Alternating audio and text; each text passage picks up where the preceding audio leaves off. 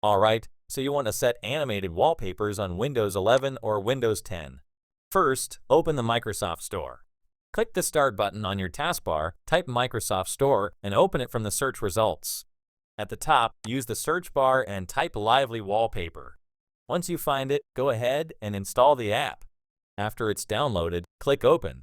When the app launches, you'll see a variety of built-in animations.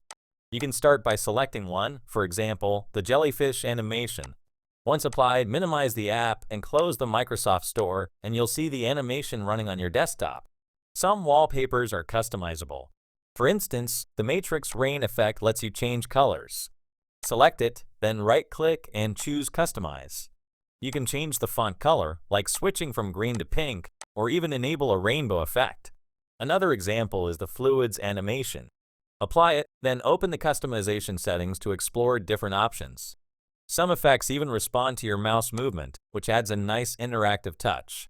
If you want to use your own animated wallpaper, click Add Wallpaper, then browse and select a video file from your computer.